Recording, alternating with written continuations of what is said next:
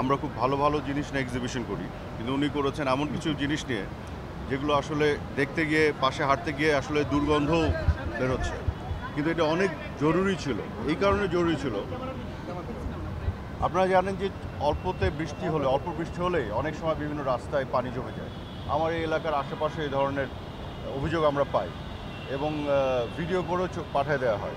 তো আমরা দেখেছি ওই এলাকাগুলোতে যে ড্রেনেজ লাইনের মধ্যে বিভিন্ন ধরনের বোতল, চিপসের প্যাকেট এগুলো সব পড়ে থাকে। খালের মধ্যে আপনার বড় বড় জিনিসপত্র, ইভেন আজকে তো এখানে এসে দেখলাম জাজির সোফা, ফ্রিজ, তারপরে ওয়াটার পিউরিফায়ার, এই ধরনের জিনিস ফেলে রাখা আছে। তো মূলত বিষয়টা হচ্ছে যে সরকার তার কাজ করবে, কিন্তু নাগরিক তার দায়িত্বের জায়গা থেকে, নাগরিকের অধিকার যেমন তার সংরক্ষণের বিষয় আছে, তারপর দায়িত্ব পালনেরও বিষয় থাকে। তো নাগরিক তার দায়িত্বের জায়গা থেকে নিজ দায়িত্বটুকু পালন করলে তখনই সরকার আর নাগরিকের মধ্যে একটা পার্টনারশিপ তৈরি হয়, তখন সমস্যাগুলি অনেক সহজে দূর হয়। এখন সারাক্ষণ যদি পরিষ্কার করতে থাকে সিটি কর্পোরেশন, কিন্তু অন্য দিক থেকে একই সাথে যদি আপনি নোংরা করতে থাকেন, সিস্টেমেটিক নিয়মের মধ্যে না থাকেন, তাহলে তো এটা আপনি এই সমস্যার সমাধান কখনো হবে না।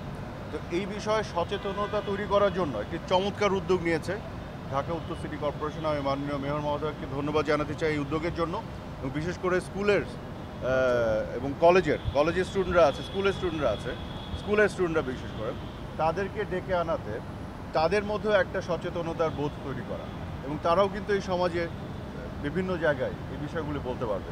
এই সচেতনতা বোধ তৈরি করে যখন আপনি দেখছেন, সিইং ইজ বিলিভিং, দেখে তো আমরাই অবাক হয়ে যাচ্ছি। এই জিনিসটা, সোফাটা খাল থেকে উদ্ধার করা হয়েছে, ড্রেন থেকে, এটা কি হতে পারে? কিন্তু হয়েছে। তো আমরা এটা দেখছি। তো আমাদের সাথে আছেন বাংলাদেশ আওয়ামী লীগের দপ্তর সম্পাদক এবং মাননীয় প্রধানমন্ত্রীর বিশেষ সহকারী, আপনারা জানেন, জনাব বিপ্লব বড়ুয়া।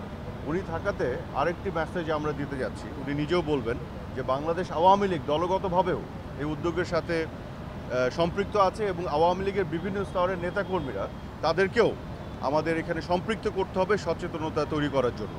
এবং আমরা এটা শুধু ঢাকা উত্তর সিটি কর্পোরেশন নয়, বাংলাদেশ সরকার নয়, আওয়ামী লীগ দলগতভাবেও আমরা এটার সাথে আছি, এবং এখানে আমাদের স্থানীয় কাউন্সিলররা আছেন, নারী কাউন্সিলররা আছেন, সবাই কিন্তু সম্পৃক্ত আছেন। কাজে আমি মনে করি যে এটা একটা চমৎকার উদ্যোগ হয়েছে। অনেক ধন্যবাদ মাননীয় মেয়র মহোদয় আপনাকে এই উদ্যোগের জন্য। আমরা আপনার এই উদ্যোগের সাথে আছি, এটা একটা কন্টিনিউয়াস প্রসেসে যাওয়া দরকার আমরা মনে করি।